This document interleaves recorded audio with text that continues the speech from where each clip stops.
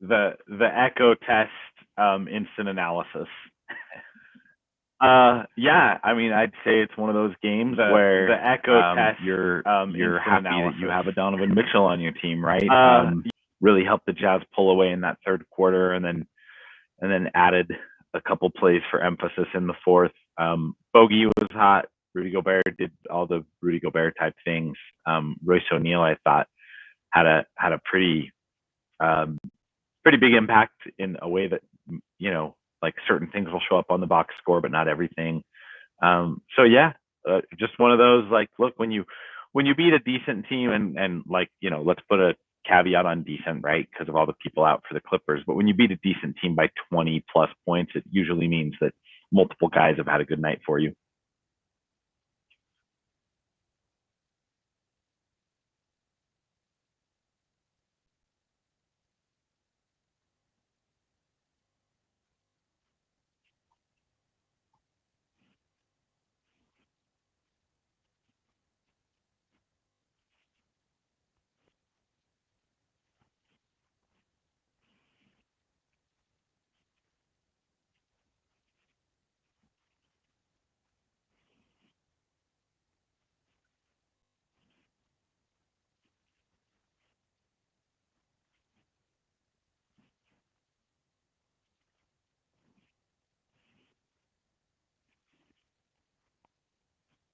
Try that. Can you hear me now? From the powers that be. I think I had my software mic muted. Always figuring out new things. There we go, Adam. Adam, I mentioned that I would get to your question in a moment, so we're gonna hit you up. So I'll repeat what I said. I was surprised when I saw the final stat line of Donovan Mitchell only having 27 points and 6 assists and 0 rebounds, even though he was fighting for these a lot. His again, that impact of a star player can kind of go beyond the efficiency or the shots that he's or the decisions he's making. Sometimes the way he takes over a certain possession or the way he's able to score a bucket just kind of is that real backbreaker for a defense, or is the excitement for the crowd, or what really causes the opposing coach to call a timeout after a series of other 3 or 4 successful possessions.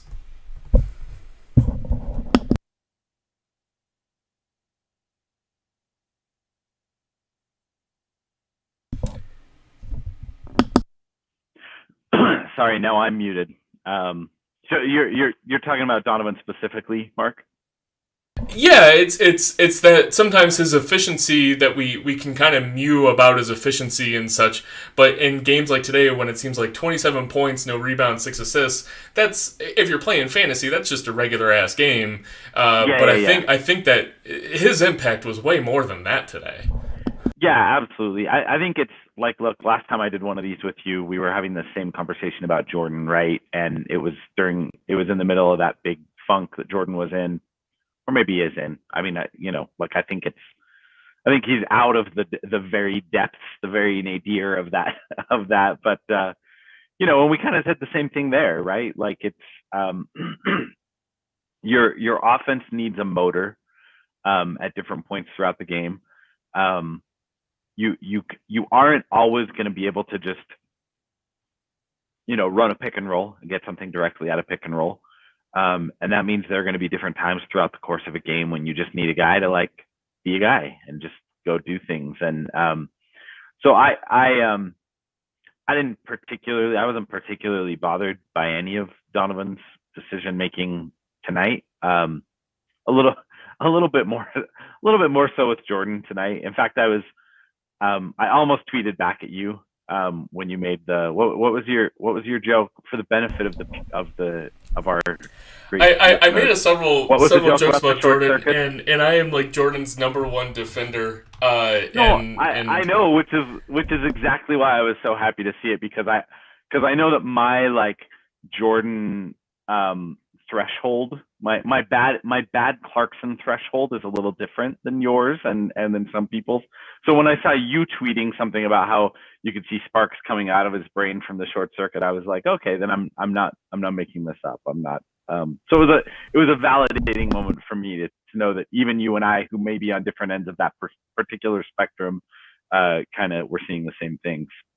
Yeah, you get a frustrating Jordan Clarkson game, and he ends up with one of his most efficient nights of the entire season, which is great from him. The Jordan and Donovan analysis has a lot of similarities, but eventually, the tolerance that you have for someone like Donovan is way higher because you know that he has that top end potential to give a shit on both ends of the floor. Where I comment today on the Twitter, the best website in the world, that I think there's a cap of what our expectations of Jordan can be. Either he's hot or he's not, and there's only one thing I think he can do to improve, and that's the Rudy lob game, because he plays with him so frequently and he has some decent passing chops.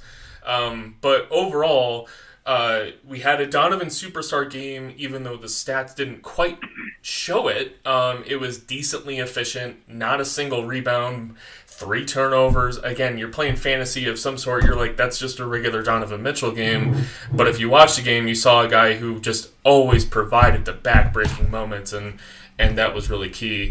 And overall, you brought up decent team coming in, right? So obviously no Kawhi, but with Paul George, this is a good team coming to town, and we have seen many teams, and the Jazz especially are so guilty of this, of a good team after a long road trip, especially a successful road trip.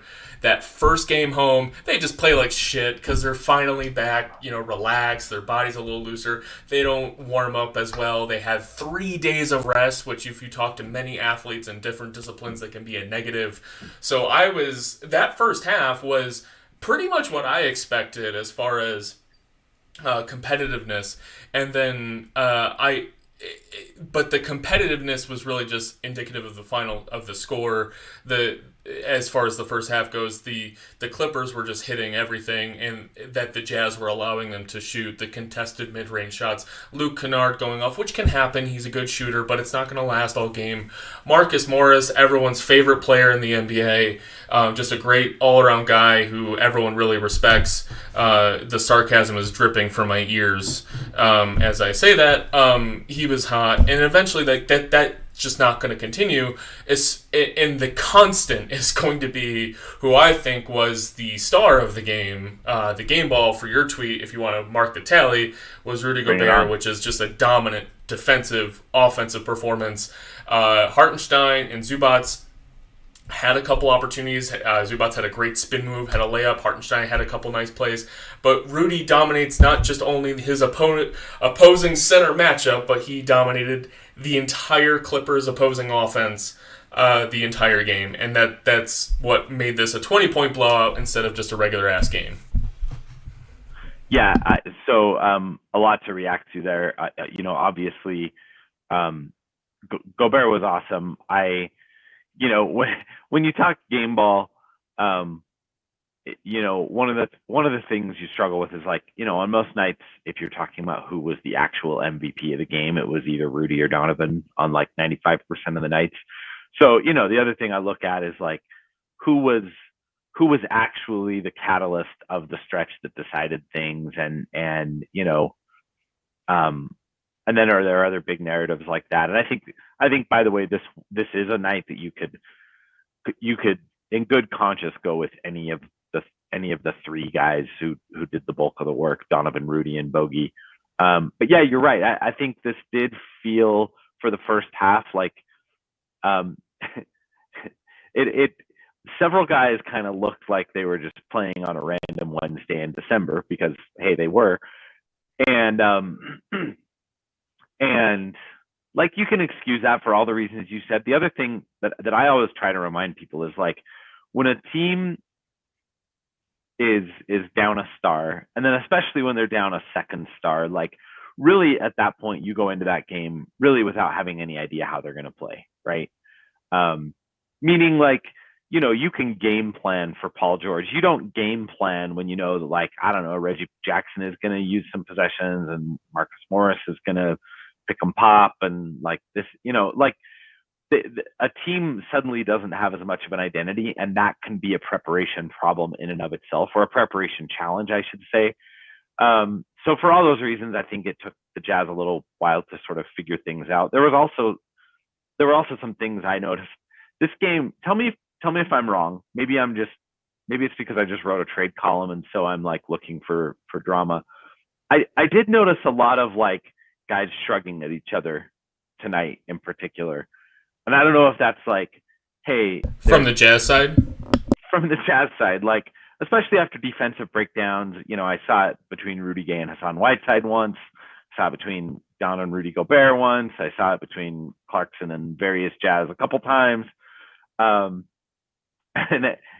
like probably nothing, because again, it's just like, it's another game out of 82, right? But part of me was going like, hey, these guys can read. They know that suddenly there's a new decision maker, and the trade season just opened, and there's all these rumors swirling out there about the type of player they, theoretically covet, and a player like that costs you something. So they know that if the Jazz are shopping for a difference-making defensive wing, that one of those 7, 8, 9 guys is going to be part of the trade package. So I couldn't tell. I hate playing, armchair psychologist. I couldn't tell if some of that was happening, or if it was just the fact that like, hey, there's some rust. There's an opponent that, you first you got to figure out what they're going to try to do tonight, and then react to it, as opposed to, a team coming in with Paul George or Kawhi Leonard that how they're going to want to generate offense. But I don't know. Am I off base there? Did you pick up on any of that, or am I just being a drama queen? So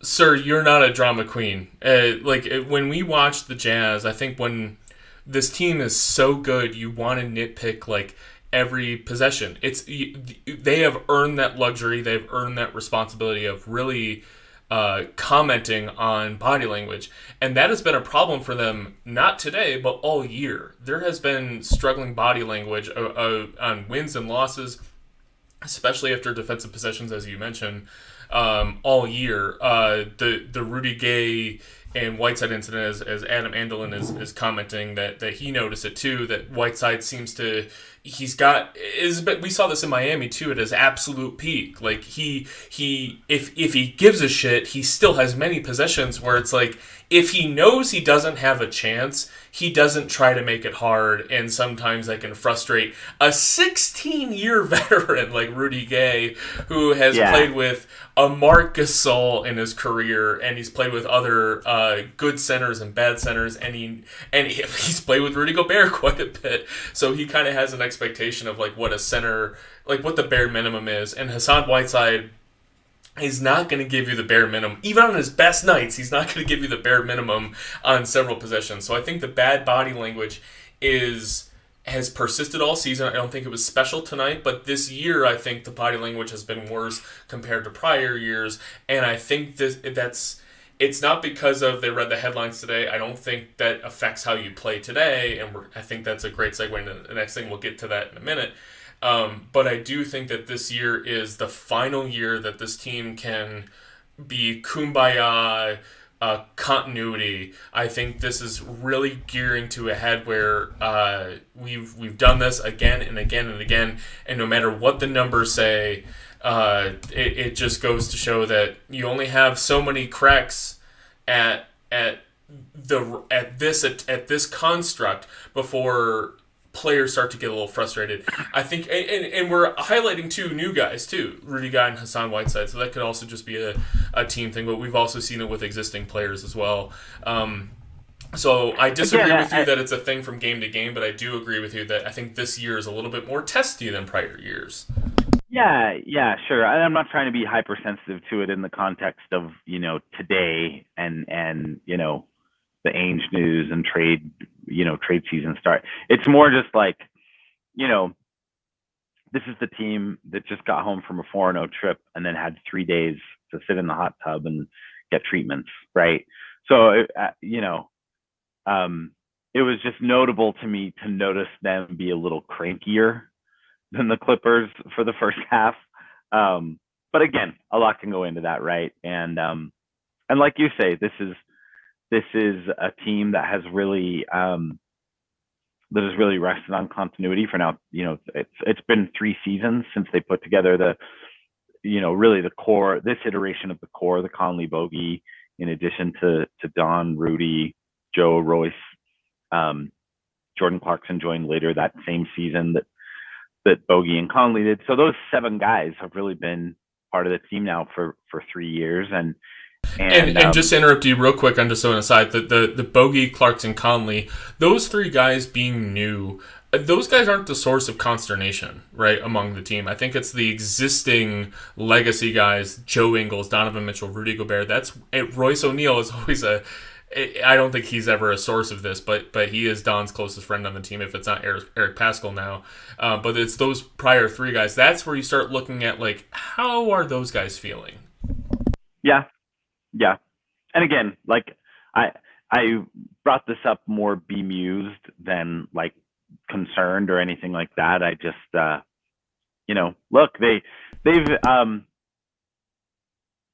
won 8 straight now, right? Well, that's the thing is, you, like I said before, you get to be picky. You get to be picky when the team is winning 8 straight. You start wondering, like, okay, so how is, when you bring in that Clarkson, Gay, Whiteside bench unit, who's usually playing with Donovan Mitchell, like, how is that working? How's that going to work in the playoffs? Is Jordan just not going to play? Are we playing Rudy the entire first quarter? You start thinking about these things in the future. But we talk about trade season, and I think before we talk about trade season, we got to talk about somebody who might be signing off on some of these moves. And I do think another 10 or 15. It was a blowout. It was a competitive game, but we had a little bit of a blowout today. And so let's just talk 10 minutes about the news today and quick hit thoughts on trades. I don't want to blow it off all on a oral thoughts and video thoughts on the stream here, because we have some articles coming out on trade thoughts, and you already have an article out on trade thoughts, and Salt City Hoops has a couple now talking about trade thoughts. But Danny Ainge brought in the CAO, and if you don't mind, I'd like to take this one first. As a fan who's very much too online and cares about Twitter.com too much, I don't like the move because I felt like the organization worked. I like Justin Zanuck. He has a good reputation as being a very smart guy, and he kind of knows what he's doing. Danny Ainge has an overall positive reputation, but he has some negative things about not too much from the social conscious perspective, although he did have some pretty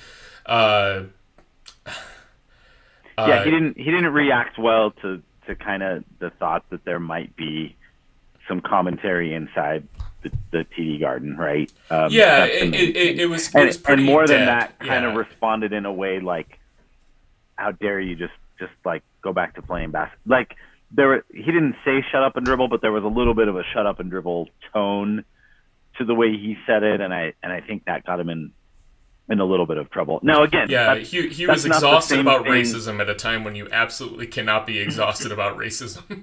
Right. And that's not the same as, like, being the source of it. So, I mean, like, again, we should be fair here. But yeah, I agree with you. I think most of the, well, actually, I cut you off. You should finish your thing, and then I'll weigh in. So, by the way, cutting off is the way we should operate here. This is a free-flowing conversation about the new hire here, and I think we all have a lot of thoughts coming at. I had initial negativity about it, but when I really boiled down to it, and when I read the Salt Lake Tribune's article today about the hire, it was clear from the press conference that Danny Ainge doesn't know jack shit about the Utah Jazz. He is brought in as this sort of like overseeing figurehead that is very close with Ryan Smith. And I think at the end of the day, this becomes a 40% Ryan Smith likes the guy move, and 60% Danny Ainge has relationships that Justin Zanuck does not have, particularly with agents. And therefore, I think that this is a move that, especially because they talked about it over the summer, if you recall, and Ryan Smith said as such in the press conference today, that this was not this was something that they discussed in the summer, but Danny Ainge wasn't ready. And Danny Ainge got the itch. He said, I want to be back in basketball operations. I really love basketball. And so Ryan Smith said, great, we'll bring you on board. At this juncture, and it is really weird given the date, because it's either today or tomorrow, that, not to spare the cap nonsense, but some trade opportunities open up. It's a very weird time to bring in a new GM. Right, and so I don't think that they're bringing in a new GM. I think they're bringing in a new figurehead who has different relationships across the entire NBA, which will become important come next offseason. I think he is very much going to be a free agency asset for the Jazz when it comes to negotiating with agents and understanding what players want. He might have some better relationships with players than Justin Zanuck does. This is the second time Justin Zanuck has been hired as the GM and had somebody hired over him. And he's never been demoted. He's never lost a job. But I think this is clear that Justin Zanuck is in charge of managing the basketball of the Jazz. And Danny Ainge has some assets to bring to the Jazz.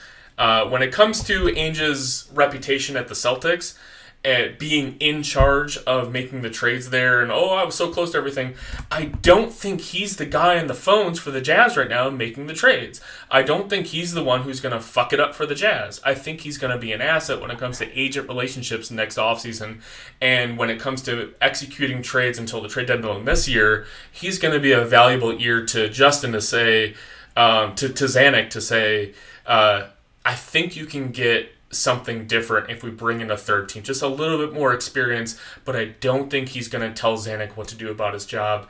And I don't think Ryan Smith he seems like an employee conscious guy. He wears his hat backwards. I trust a guy who does that. I think he gets that. That's the like nonverbal sign of like I'm employee forward. Like I want to hear from my employees. Yeah, pretty much, right? And so I think at this next year, I very well may be singing a different tune about Ainge's role with the Jazz. But right now, I feel like he is an agent-forward figurehead that will help in the offseason. So I think that's a big benefit. The other benefit that someone mentioned to me today that actually is a good point, because frankly, my biggest watch out, I'm not even going to call it a worry. And I say this, I've never been in a room. Well, that's not true. I've never been in a small room with Ryan Smith. I've been in conferences with him and stuff like that. Better than me, man. I don't know him at all, is what I'm trying to say. But I've talked to people who do and who have some knowledge of how he works. And one of the things I've always wondered about Ryan is like, look, in most fields, you become a billionaire by doing shit, right? Like, this is a very successful guy. He probably didn't get there by going like, well, let's wait and see how this pans out. And like, we've all seen the pictures of him in his garage starting Qualtrics in 2010 or whatever it was. And, he's gotten where he's gotten by hustling. And the reality is that sometimes the best way to be successful in this business is to not hurry to do shit, right? And I think that you could make the case that Ainge understands that. Ainge was also a pretty active GM in the sense that like he didn't, no one is going to accuse Ainge of overly resting on continuity, but at the same time, like he gets the whole you don't make a deal to make a deal, like all of that stuff. So it was suggested to me today by someone in an offline conversation, and I've had a bunch of offline conversations about this news, that maybe in part what Ainge gets you is a layer of insulation that actually kind of keeps Ryan from getting in his own way. Does that make sense? I think that's extremely astute. I didn't think of it that way before, and I like you to expound on it because I see where you're going and I like it.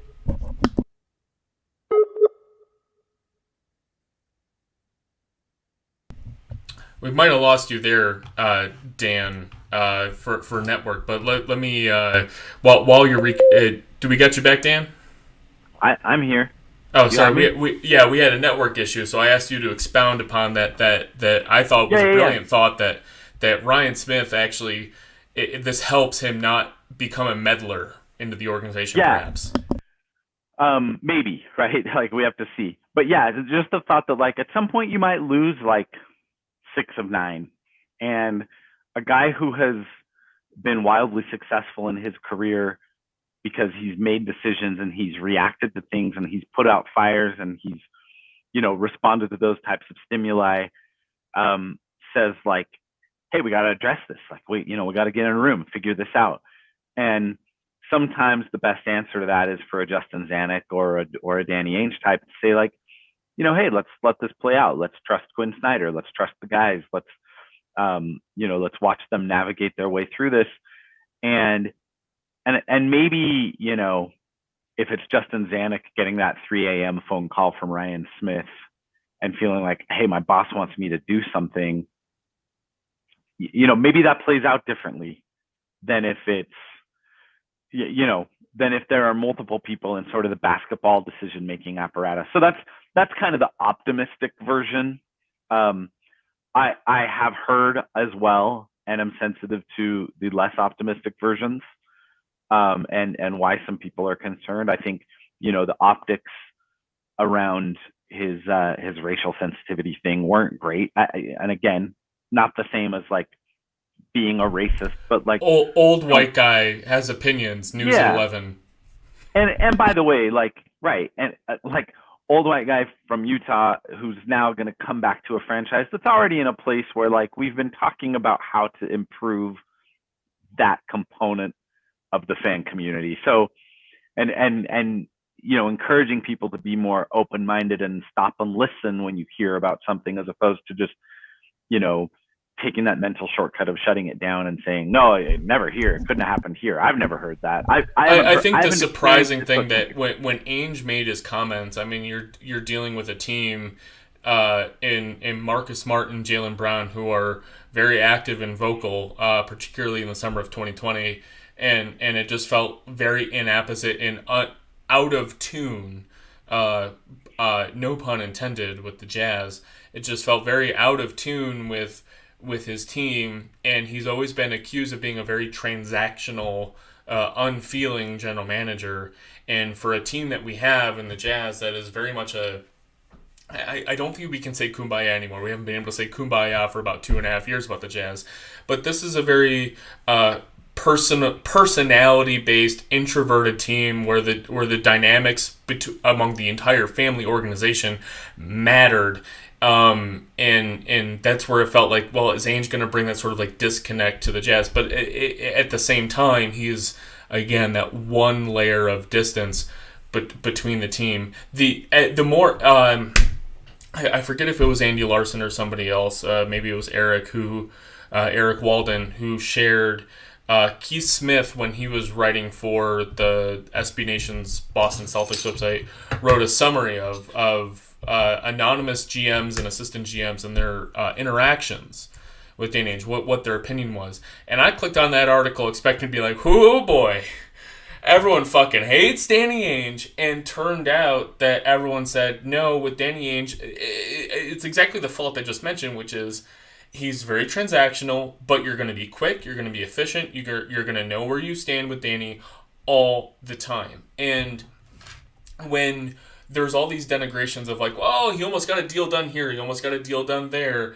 I always laughed at the criticism at that at the time, because I felt that meant he was in the room all the time. And whenever a guy like Anthony Davis got traded, we all let out a big whistle like, man, the Pelicans got a big old trove. Now, they ain't doing shit with it, but like they got a big old asset trove for Anthony Davis. And if you're the Celtics and you're looking at your like what you had, you're like, yeah, I don't know if we could have paid that much. And he's made a lot of moves around the margins to try to make that team better. And I felt like his post-championship GM tenure gets a B- when everyone else would call it a C-. And my only negative from that going forward is I felt like Zanuck was doing a pretty decent job, and I was frankly happy to see Dennis Lindsey leave and I was excited to see a newer blood in the organization. And I guess I just want to see what Zanuck could do. Yeah. And that's pretty much my only issue. But that doesn't mean I don't think I feel as negatively about Ainge as I used to. Well, yeah. So the thing about the transactions and the almost transactions and we were in the conversation, like I do think that I do think that there have been periods in his tenure in Boston where the reason he wasn't making deals is because he had to win the trade or he wasn't going to be in the trade at all, right? And that might be a little different philosophy. Now, also, that might be a reflection of just where they were in the team building process at those points, and asset accumulation versus like let's cash in and use those wisely and really like experience the payoff of all that hard work to generate that asset trove.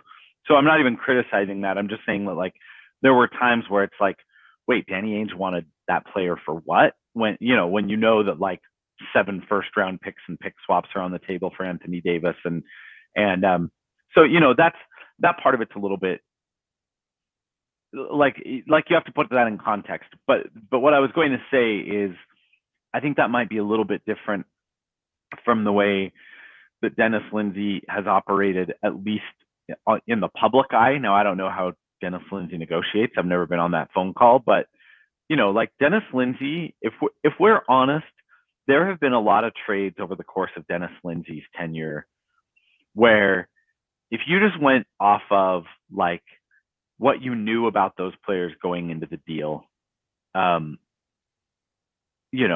Alec Burks, young, dynamic talent, and you're going to trade him and get Jay Crowder in return, right?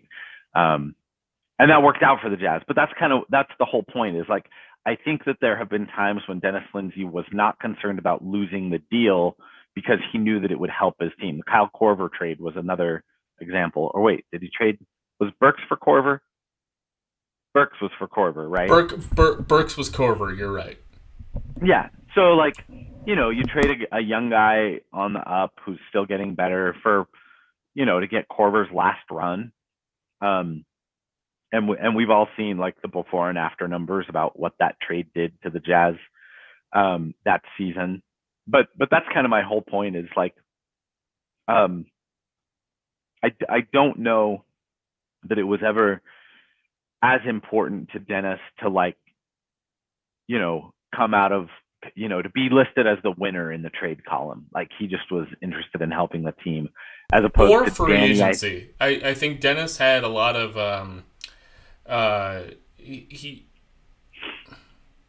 I think this is where you'll be a little bit more plugged in than me, but it felt like Dennis Lindsay wasn't getting the better end of free agent deals.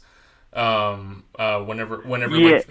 like I couldn't ascribe every dollar of an overpay to just the Utah tax that the Jazz are going to have to pay for free agents.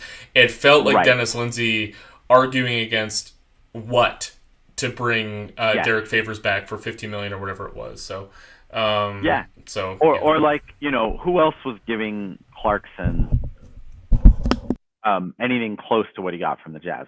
Now, like, okay, if you want to, as a gesture of goodwill, go a little bit past the mid-level because you're the only team that can, just to show him that you love him, like, that's okay. But they went like $2 or $3 million per year past any other team's best offer. And yeah, there have been a lot of examples like that. Guys that they guaranteed proactively, and then later had to use assets to get off of them because they had guaranteed them proactively. Or even like the Joe extension. The Joe extension is objectively like a little weird. And like, we all love Joe, and I'm glad that Joe is still on this basketball team. But like, they just went and handed him another. Yeah, they just handed him another year at $13 million, not knowing what his exact role would be at 34. And now, by the way, his role is like kind of not that big, and he's getting paid $13 million. Isn't like starter money or anything, but it's good role player money, and he's now probably like the 7th or 8th man on this roster. So at the time they signed it, he was a sometimes starter and really important to their identity and their culture, and all that's less true now. So I do agree. Like, I think that like maybe Dennis Lindsay was X% less of a sociopath in negotiations, And that might have cost the Jazz some extra dollars. It might have cost them some extra assets in certain trade negotiations. Well, the ostensible benefit is that Dennis Lindsey was part of this culture that has been renowned for the Jazz. That's why everyone said, like, well, Emmanuel Mudiay, go to the Jazz and figure out your career. I think Dennis Lindsey deserves a big part of that, and being more of like a player-centric, perhaps, manager for the situation. I think Quinn Snyder gets the majority of that credit for sure, and the Miller family, Gail Miller at the time, willing to spend the money on a new practice facility and that sort of thing to make players understand, like, okay, we have a thing going here. But Dennis Lindsey was definitely not considered a transactional bleep blorp robot general manager. Right. And so now you have a situation where Justin you have just said in 14 seconds what I was struggling to say in like 3 minutes. So. Well, I need your background to distill it. I can't do that on my own.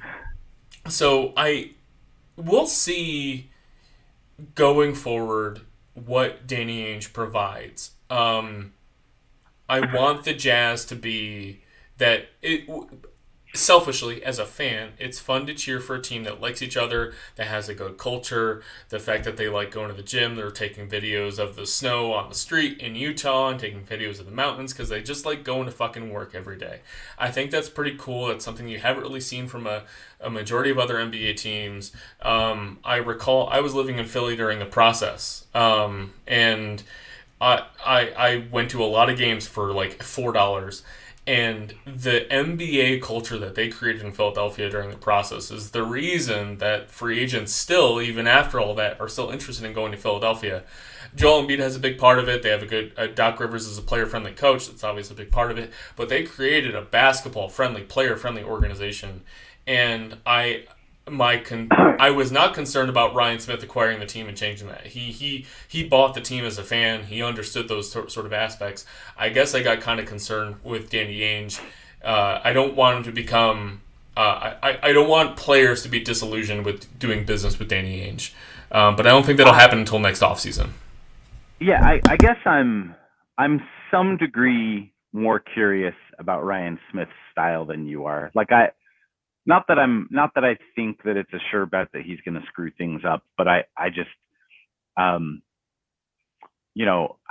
one I know who has dealt with him would describe him as hands off. And if you're a basketball decision maker in the NBA, the worst words that someone can say to you are hands-on owner, right? Because owners or team governors, generally aren't basketball people with a capital B. So I don't know. We'll see how that plays out. And look, if ultimately what happens is that Danny Ainge helps to cushion that and insulate that and create a bit more of a bubble around the basketball environment and enable that decision making process to happen that way, that's fine. I think that I'm pretty positive. I'm pretty convinced that Ryan Smith has some basketball opinions that are significantly different from Quinn Snyder's and from Justin Zanuck's. And I don't know what Danny Ainge's takes are on those same things. But Ryan Smith wanted Danny Ainge's philosophy in his front office. And so we'll have to see how that plays out. We'll have to see what that means. Does that mean that Danny Ainge in their golf games has agreed with Ryan Smith that this player is, it hasn't, that his impact on the Jazz is overstated, or that this player needs more of a role, or even just, I made this point to someone earlier too. Like at a certain point, I don't even really care about like who's making the quote unquote decision. I mean, that matters, right? Because like 2 drafts ago, everybody in the room wanted either McDaniels or Bane, and one guy wanted Doak. And that one guy happened to be the guy who signed everyone else's paychecks in the room. So the Jazz took Doak, and it looks now like that was a mistake. So that matters, but I'm more concerned about like the big fundamental things and how much Ainge is going to want to put his stamp on that, including like, how involved is the front office in coaching decisions and in, the way the basketball operations runs on a day-to-day basis.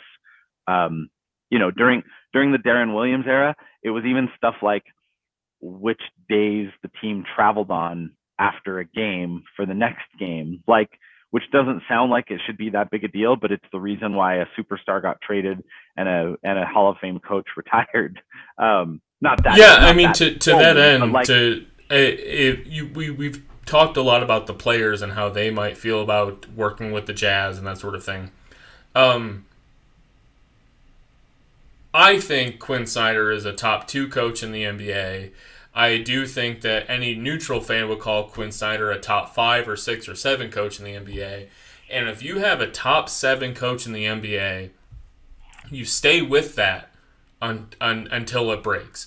And if Quinn Snyder, who got disillusioned with Dennis Lindsey, and we saw who won that battle, if he becomes disillusioned with Danny Ainge, we could see a downward coaching change, because I don't think you're going to do better than Quinn Snyder. Now, Ryan Smith, Dennis Lindsey was not his GM. It's not somebody he picked. He doesn't give a shit. Dennis Lindsey, you're fired. I'm sorry, brought into a consulting role. But when it comes to his best friend or close friend, Danny Ainge, it's no secret who's going to win that battle as far as decisions are made. So I think that's particularly key. As far as... And that's the other sort of subset of concerns I've heard today that might be valid or might be some percent valid, is just the sense of is this a hire that was made because there was no GM search. Nobody even knew until today that the Jazz were looking to fill the position of CEO of basketball and alternate team governor. That there wasn't a job posting up for this, right? So I do think it's fair to wonder, is this guy in this role because of who his golf buddy is? And if so, maybe that's okay. So I laughed at that. Right. You talking about the job posting and what you just said, because in the press conference today, he said, when I was GM of the Celtics, I was working 16 18-hour days. I'm not going to do that anymore in my new role. But then the next sentence was, I'm going to come into the office every day. And either you're a figurehead or you're not. Either you're working 8 hours a day or you're working 16 hours a day. Bully for you, you get to go home. But you're still fucking working every day. You're the GM.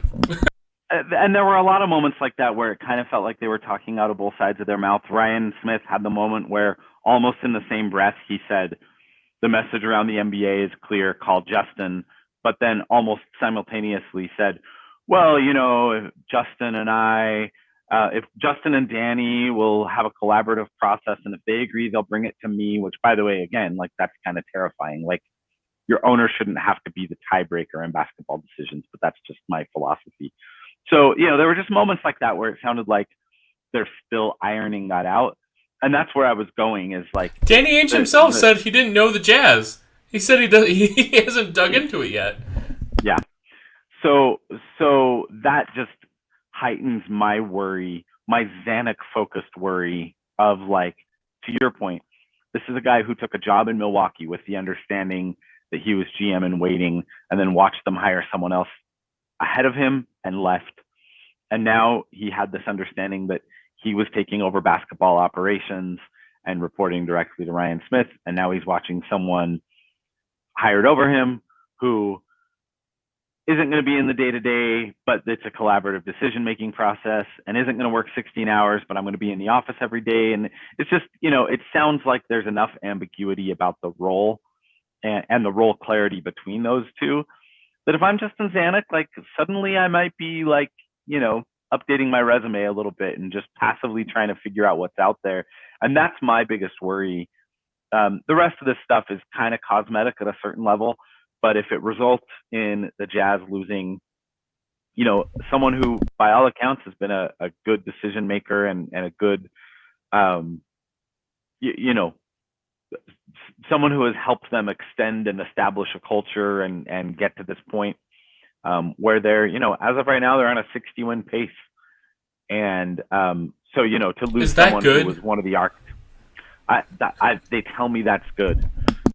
So if they lose someone that's that was partially the architect of that, because he doesn't know if his boss is going to want to approve 10% of his decisions or 60% of his decisions, like that would matter to me in my day job, right? So anyway, So I think our conclusion is, I think we brought 2 points at the beginning that I think are astute. I'm doing my own homework, calling my own point astute, but I'll start with your point, which is that it might provide a layer of blanketing over perhaps a new owner being a little bit more aggressive at being a hands-on owner, with having a sounding board and Danny Ainge that he is his friend, has a lot of experience, and he can maybe quell some of the more aggressive thoughts, especially if the Jazz falter somehow in before the trade deadline.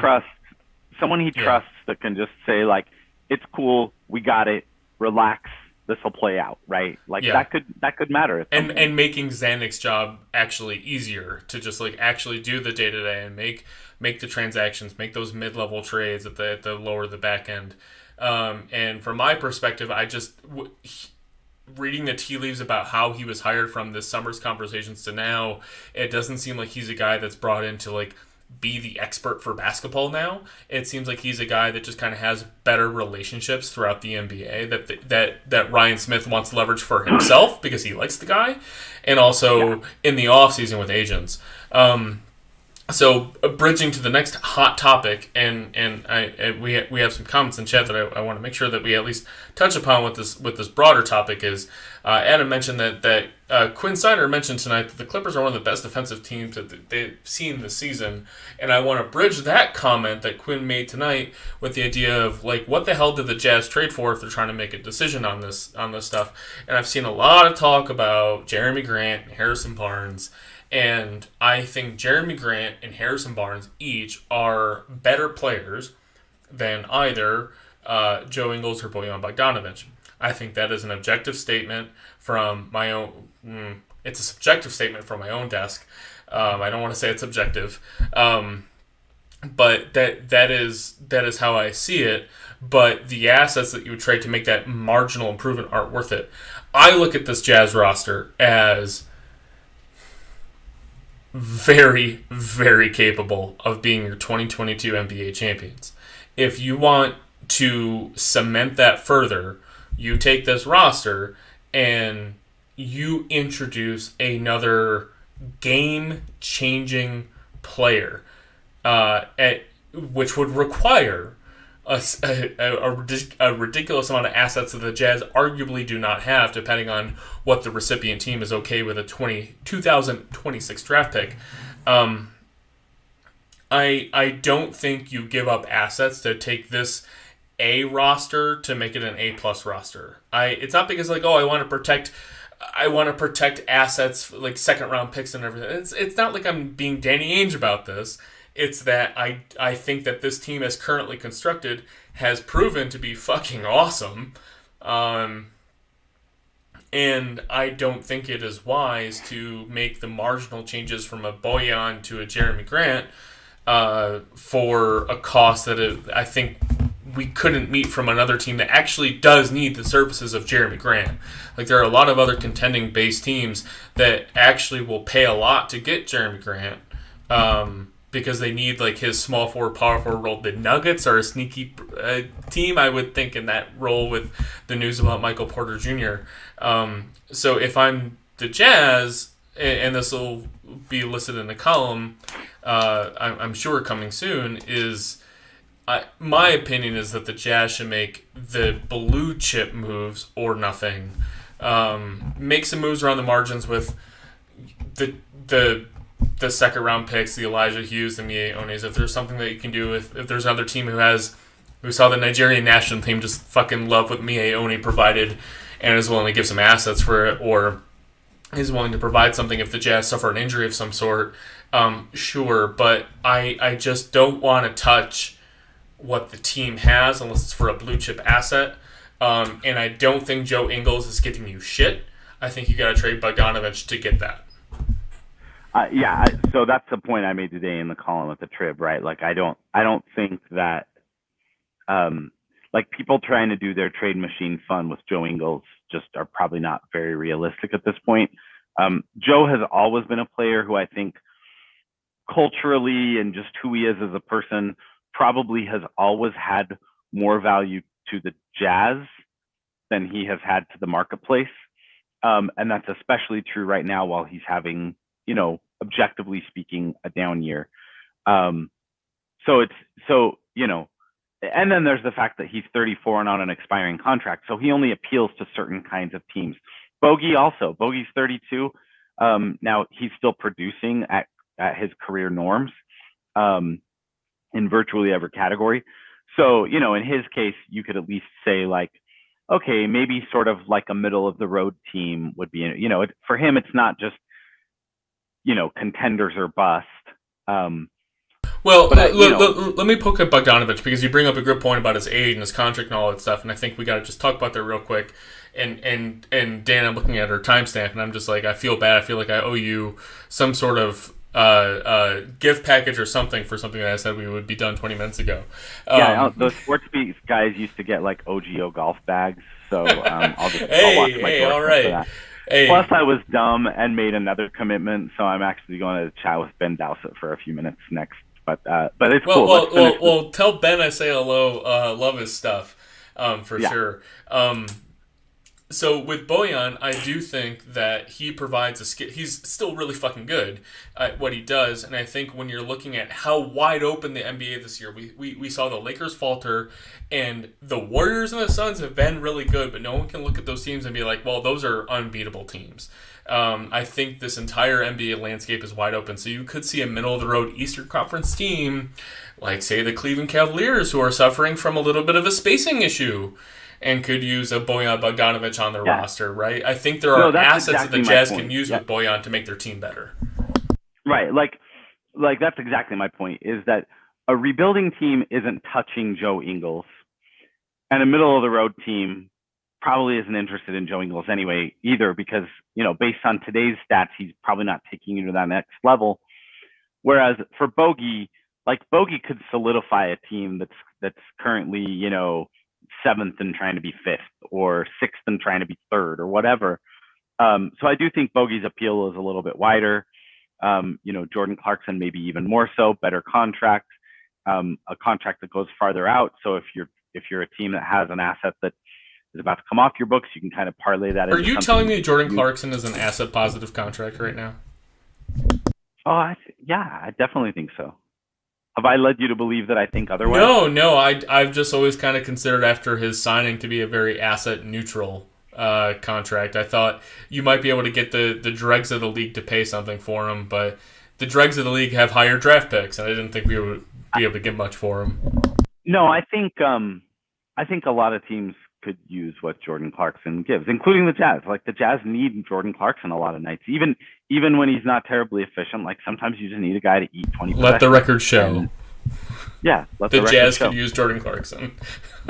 So anyway, I think that's what it comes down to, is like your list of teams that might potentially be interested in Joe is really small, just by virtue of where he is in his career and his contract. The list of teams that might be interested in Bogey, a little bit longer. And the list of teams that could use, a bench bucket getter who's 28 and still has some contract in front of him and just won sixth man of the year and is kind of fun and dynamic and will, pep your team up and play Tears for Fears songs at press conferences and shit like that. Like, you know what I mean?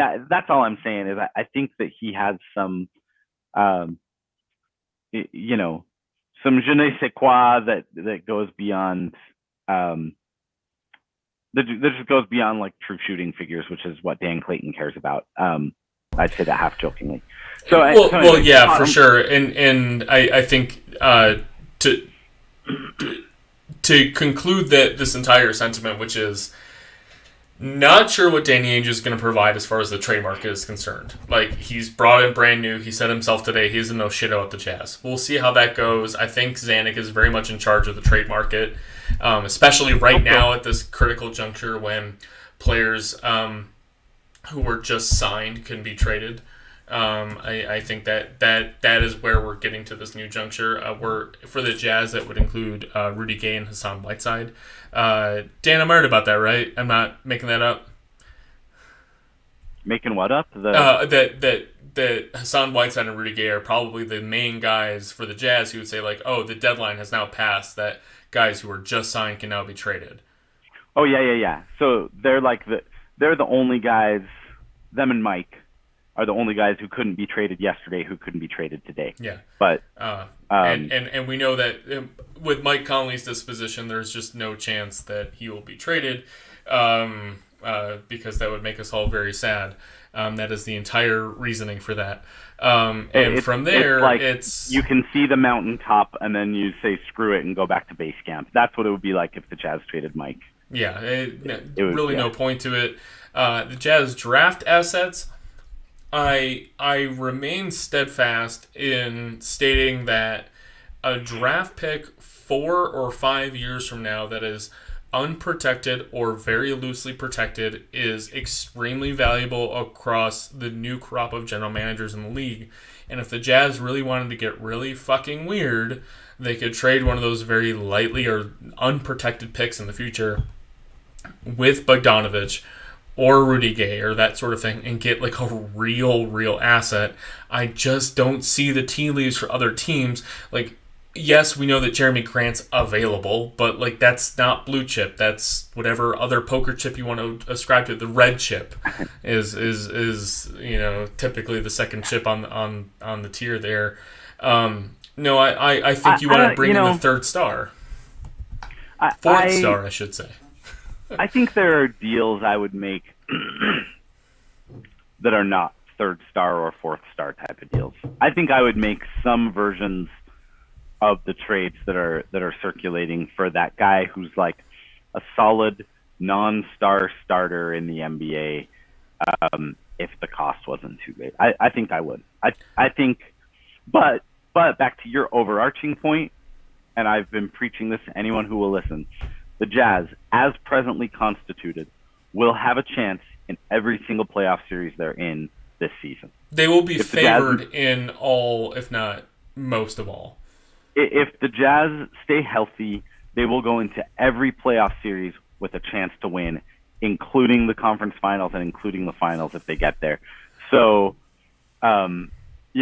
maybe that's the button to put on this conversation, is just the fact that, like, look, if they make a deal, hopefully it's additive, and hopefully the chemistry cost and whatever else they lose doesn't take them further from the mountaintop. But if they do nothing, they are capital C contenders this season. And what a joy to watch every day. Today was a joy. ESPN broadcast. We had Vince Carter on the call, praising the Jazz, loving what Rudy Gobert does, loving what Donovan Mitchell does. Bogdanovich was on fire, 6 threes tonight. If you're all watching with us, thank you for coming in, asking questions, obviously talking about the big news of the day. We have a great game today we enjoyed watching, but Danny Ainge was hired as the new CEO and overseer of basketball operations for the Utah Jazz. We'll see what that means going forward. Great day. I love the Jazz. They're winning. This is a lot of fun. 8 wins in a row. Catch us at saltcityhoops.com. We got a lot of stuff coming at Salt City Hoops. Doing a lot of stuff with the Salt Lake Tribune, which is a newspaper that is important, that has real newspaper, doing newspaper things. And catch Dan Clayton doing his usual stuff, providing you the best insight on Twitter and beyond, video, stats, all that sort of stuff. I'm just here to have some beers and have some fun with y'all. So I love doing this sort of stuff. And I love all the questions and comments. So if you're still watching, I just really appreciate you. And drop those questions and comments, man, for the next time. We love doing it. And Dan, I hope you're having some tea and some water, and you're doing all right. We'll catch you on the next one. All right, sounds good. Thank you, sir. Good night, everybody.